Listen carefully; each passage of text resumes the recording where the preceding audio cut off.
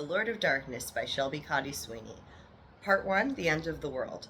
Chapter 4, Lust and Greed. Nick materialized in the parlor of the Jewel of Desiree brothel. The shadows enveloping him took the form of hundreds of ravens, who flew away, then faded into the natural darkness. The parlor was completely empty, so there were no witnesses to his theatrics.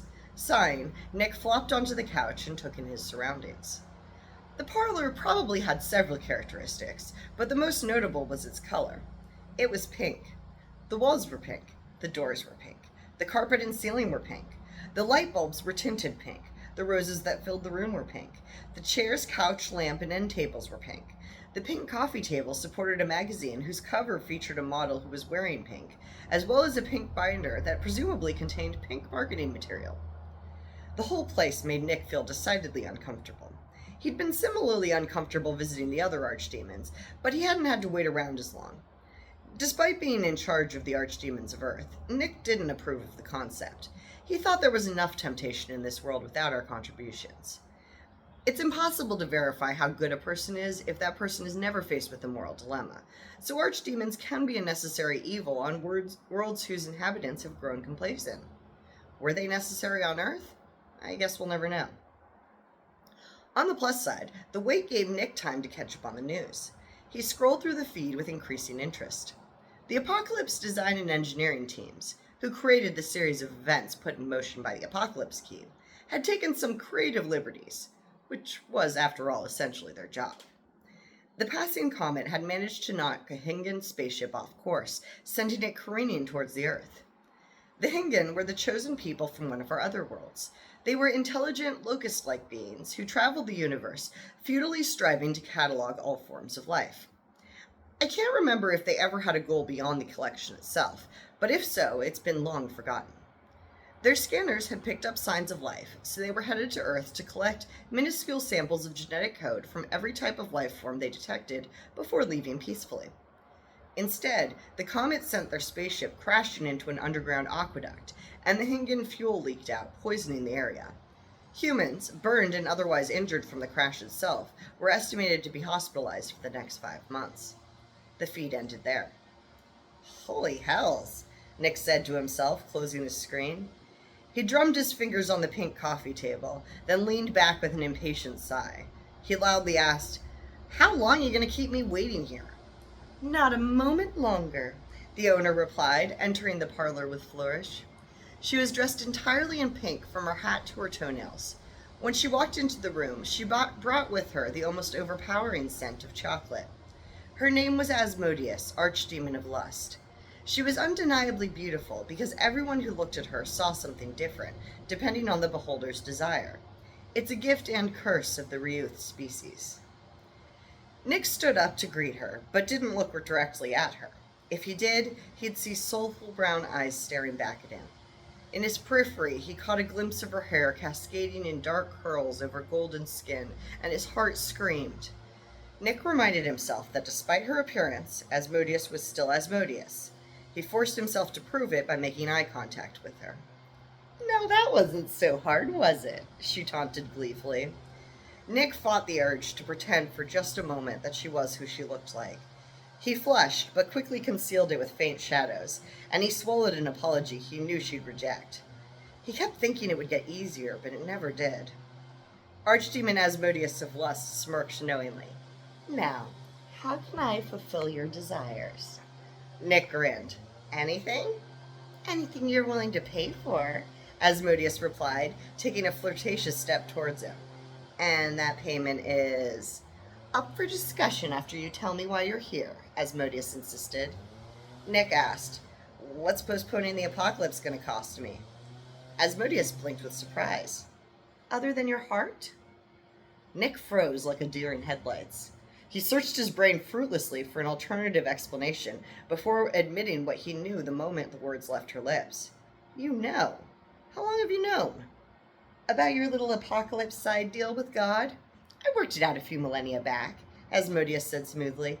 "Of course, now I have confirmation." "Why didn't you tell anyone?" Nick wondered. Asmodeus shrugged. "Aren't you going to ask how I knew?" The devil reluctantly asked, "How did you know?"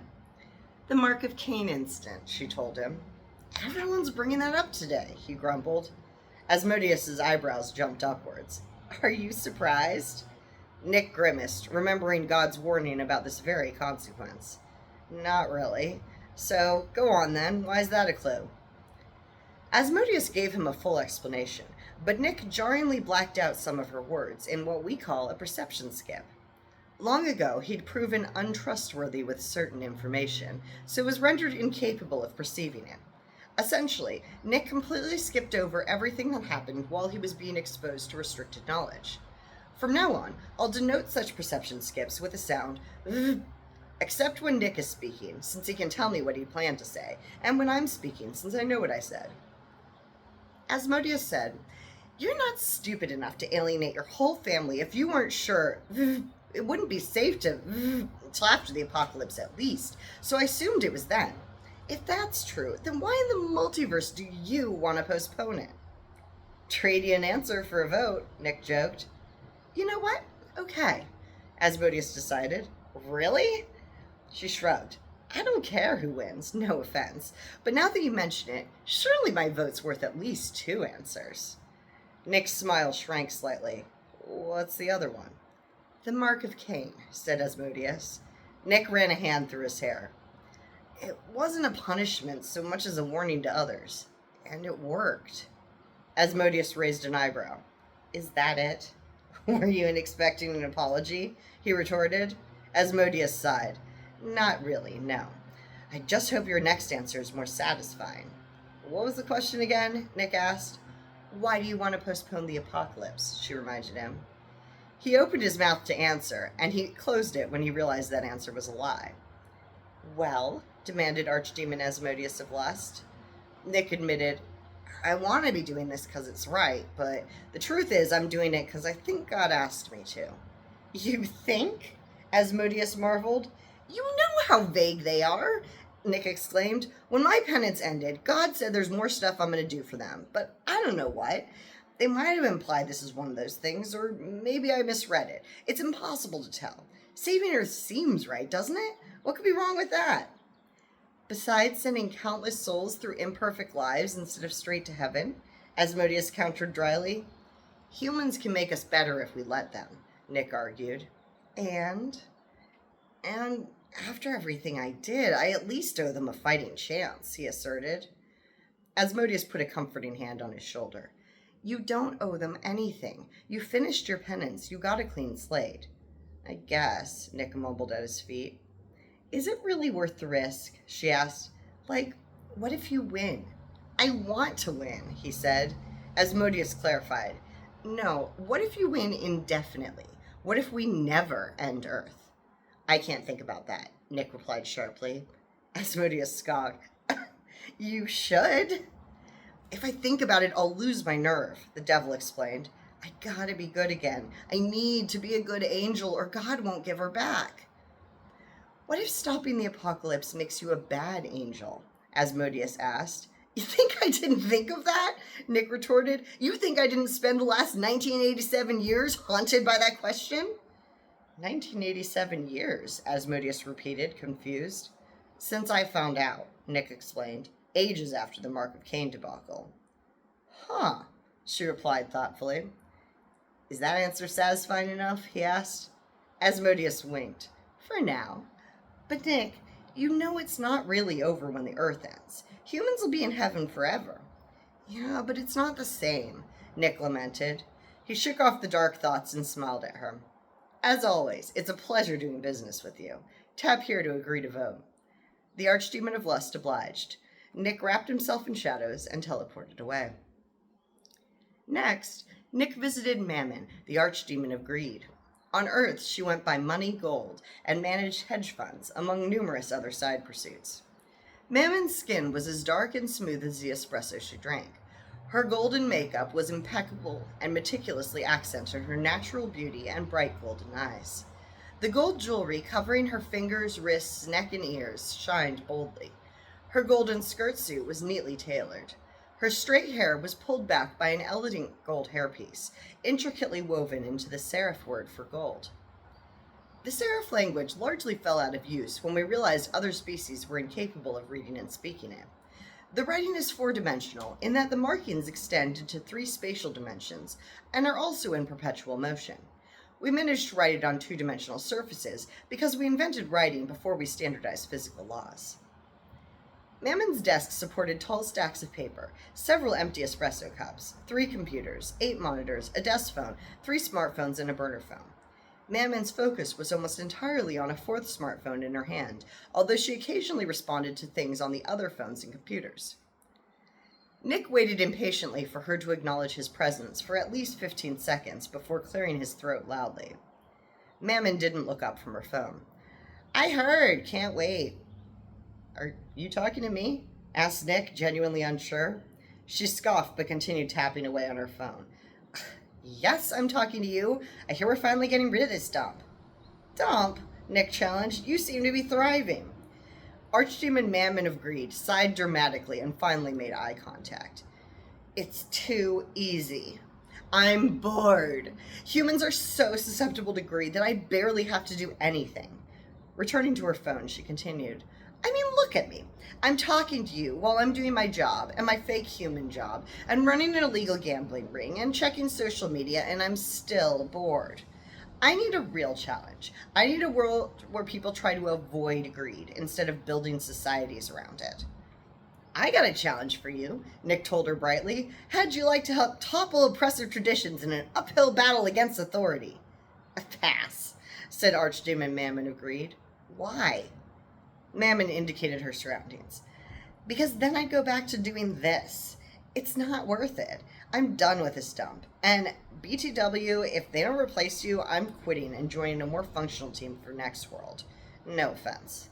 "How is that not offensive?" Nick asked. "I was being polite," Archdemon Mammon of Greed replied. "Honestly, I don't care about your bad attitude, or your squabble with Michael, or your violent outbursts, or even... I care that you sabotaged our world, and I can't trust you not to do it again. I take my work seriously, and you lost my respect as a boss. I have nothing against you personally." Nick spent the next half hour trying to persuade her, but it was like trying to persuade a brick wall. Eventually, he gave up. "Damn, okay. Just tap here to agree to vote." Mammon obliged and waved goodbye, all without tearing her eyes from her phone again. Nick walked out of Mammon's office building and stopped to sit on a bench outside. He sighed heavily, watching the humans go about their business. Then he thought to check up on the Higgins situation and pulled open a screen. Tragically, the human authorities had managed to keep the whole thing a secret from most of their species. The 4 Higgins scouts who survived the crash were taken prisoner and experimented on by scientists. Despite their benevolent nature, the Higgins were no pushovers. When their ship crashed, it sent out an automatic distress signal to the mothership. Higgins motherships were more mobile fortresses, fully capable of defending themselves against nearly any threat. Nick looked up from his screen when the humans around him started gasping and cursing or laughing at their phones.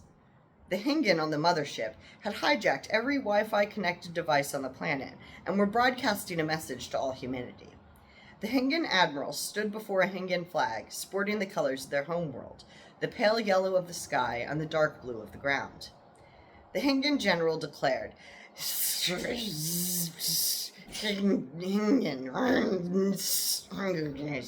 which translates to, "The mammal creatures will release our people immediately, or face the wrath of our tremendous arsenal." A simple message that ran on a loop in a language humanity didn't understand. Nick swore heavily. He knew better. He knew better than to intervene. And he was so close to seeing her again. He shouldn't risk it. Unless it was one of those things he was supposed to do, then he couldn't risk not doing it. Nick gazed helplessly at the sky and prayed to God. I ought to give up, right? I'm on the wrong track here, punishing myself for no reason. God didn't answer.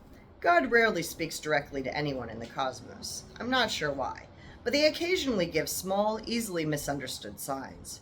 No such signal appeared for Nick. The devil reminded God, "You trained me to keep doing what I'm doing till you stop me." He sighed and swore again before teleporting to the base where the 4 Higgins prisoners were being kept.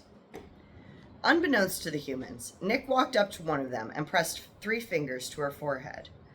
I endow you with the gift of tongues, he said, grace pouring from his fingertips into her brain. The scientist, who now had the gift of tongues, was startled to hear a familiar language playing through the speakers. Her excitement quickly turned to dread when she heard what they were saying. She ran off to deliver the translated message to her superiors. Nick teleported away before any of us noticed he'd been there. Then he spent the next hour anxiously pacing along the Great Wall of China. When his newsfeed told him the humans had released the Hingan prisoners, he jumped and shouted with joy. It was short-lived, because a few seconds later, the Hingan broadcast switched to a new message. Thank you for returning our prisoners. To show our gratitude, we will only annihilate a third of your population as retribution for the atrocities you committed against us. Congratulations to the two-thirds who will be spared. Nick groaned. Holy hells!